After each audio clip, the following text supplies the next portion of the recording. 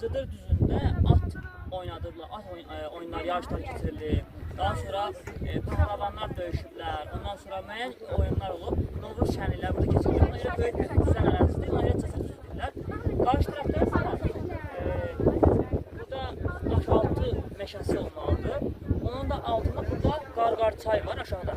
200 metr dərinlikdə yerləşir o. Buranın hündürlüyü 1400 metr hündürlükdədir hal-hazırda. 1400 metr yüksəkdə yerləşir hal-hazırda dəniz səviyyəsindən.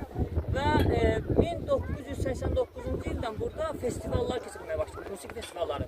İlk dəfə Seyid Şuşinskinin festivalı olub. 91-ci ildə də SSRİ festival keçirilib burada. Ondan sonra artıq 92-ci ildən sonra işğal olundu. Şuşa 8 may 92-ci ildə işğal olunub.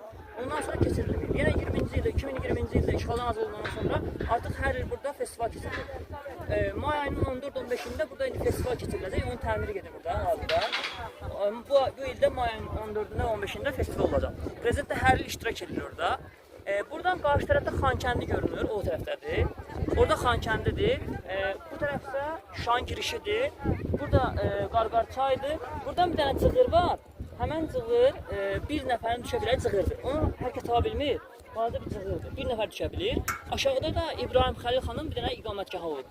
Ermənilər buranı alanda oranı müəyyən qədər dağıdıblar, amma müəyyən qədər qalıb. Kimsə düşə bilirsə ora qədər, indi icazə vermirlər. Düşmək olsa onu görmək olur müəyyən qədər. O da çayın sahilindədir. Bir növ o öz qırqızılını, özünü düşməndən qorumaq üçün orada müəyyən öz ailəsini saxlayardı orada. Döyüş vaxtı. Onun iqamətgahı orada da var. Burada 3 dənə dağ var. Ona Uçmuq dağı deyirlər. 3 dənə belə mux formasında dağlardır. Uçmuq dağı deyirlər. Belə, həmən Qarabağ müharibəsində də şəhidlərimiz, əskərlərimiz bu dağın və o tərəfdə də Şuşanın girişlərindən. Yol bir dənədir, bura gələn yol. Məsələn, Şuşa adı oradan ortaya çıxır ki, şiş uzlu dağlar deməkdir. İlk dəfə yaranmış şəhər Pənahabad idi. Pənahəli xan yaratmışdı, Pənahabad idi. Ondan sonra Şuşa adı qoyuldu, İbrahim Xəlil xandan sonra. Giriş bir dənə yol var, giriş. Şuşaya girdiniz, ondan sonra yol yoxdur da. Bu da düzənlik ərazidir. Pənahabad, Pənahəli ortadan oradan şəhər quruldu. Və həmən o yol gözləyirlər də. Bütün hərbi sistemi ora qurmuşdular. Bütün əskərlər isə dağın ətəyindən 200 metrə əllə dırmaşaraq çıxmışdılar.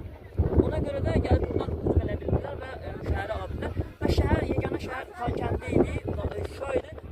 Xankəndi antiterrordan sonra işğaldan olundu.